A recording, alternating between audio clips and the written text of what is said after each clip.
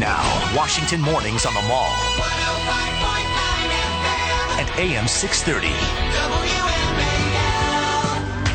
It is 8:37 on WMAL. You're listening to Brian and Brian. This is the place where Washington comes to talk. And joining us now to talk for at least the next few minutes is our good friend from the Fox News Channel. You know him, you love him, you can't live without him. BRET BAIER joins us now on the line. How are you, Brett? Good morning.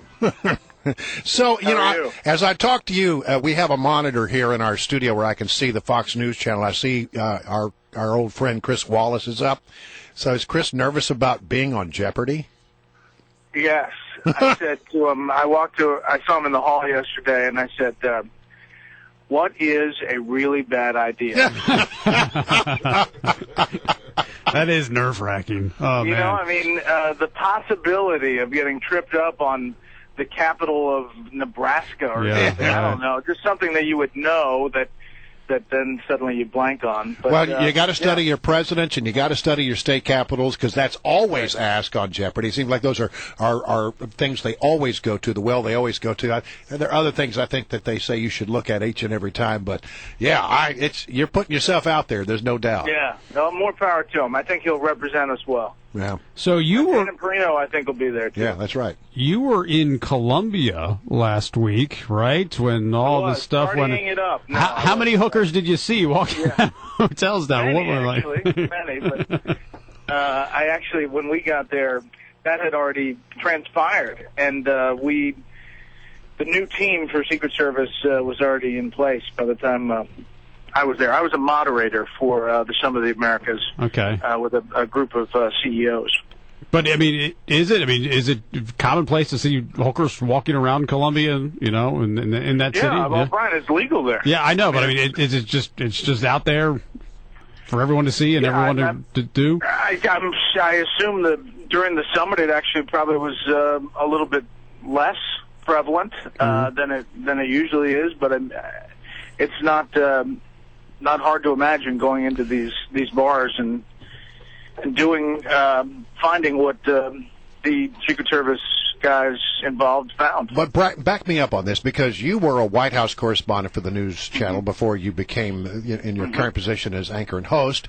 I spent some time covering Clinton during the Clinton years over at the Fox White House booth, and we see these guys who protect the president and the teams that go in and do the advance work. We see them all the time. I was really quite shocked at this because I never got the sense that these were the kind of guys who were, hardy party boys. No, I agree with you. I mean, my 4 years covering President Bush, it was always a very professional group and folks that were really committed to the security in the forefront. I mean, if you look at it, these are guys who have pledged to take a bullet for the president, and I always saw them as taking that job seriously. So I think that's why it's so shocking. It will go down, clearly, as the biggest scandal in Secret Service history. All right, a lot of talk about vice presidential picks for Mitt Romney. I think everybody realizes that Romney's going to be the guy. Marco Rubio was out the other day saying he doesn't want to be it, and then he also had a Freudian slip saying that after 4 years, when I do a great job as vice president, then you can judge me. But, we hear the regular names are out there. It's Rubio, Paul Ryan, Rob Portman's name has come up. T-Paul, as the former governor of Minnesota. What do you think about those are just the names? No chance of a dark horse out there at all? Well, the ones you didn't mention probably were Paul Ryan and Mitch Daniels. Right. I think they're in the mix. Governor Cheeseburger, Governor Christie. The long shot was Condoleezza Rice. Oh, she's been talked about, and is said to be on the top 8.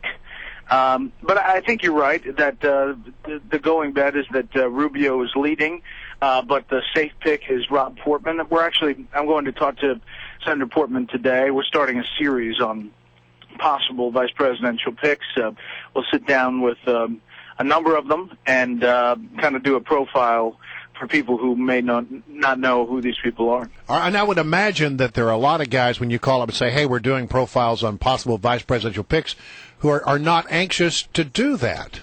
Yes, which is why we don't really lead with that, Brian. I know. No, but I understand. But I mean, because a lot of guys are going, I'm not sure I want to do that because it perceives, if you perceived as wanting it too badly, then often that works against you, right? No, that's true. That's true. And I think each one of these candidates, potential nominees, will say, no, I'm not running. I'm really care about the state of XYZ. That I represent, and but when push comes to shove, if the party nominee asked you, most believe that they would say yes. Well, I think it's a great idea because whether or not they participate, we need to know more about these people who could become just one heartbeat away from the presidency. Yes, and whether or not they do the interview, we're going to have a series of pieces that kind of outline who they are, what their positions and policies have been, and maybe their pluses and minuses when it comes to a pick. All right, before we let you go, Crate Gate versus 8 Gates, as I like to call it. I mean, is this just the silly season, or is there something to this narrative that's out there? Listen, I mean, it's kind of crazy that we've spent this much time, but here's what this did. Whoever found that phrase in that book, President Obama's book about eating dog, it stopped what had been almost a tidal wave of Irish setter on the roof comments. I remember that one's good. I like it. And I mean, it kind of blunted it. So, listen, which is worse, all this stuff? I saw the Twitter handles, the hashtags. I mean, some of it is very, very funny. Yeah. But is it going to swing the election? No. All right. Brett, good to talk to you as always. We'll do it again.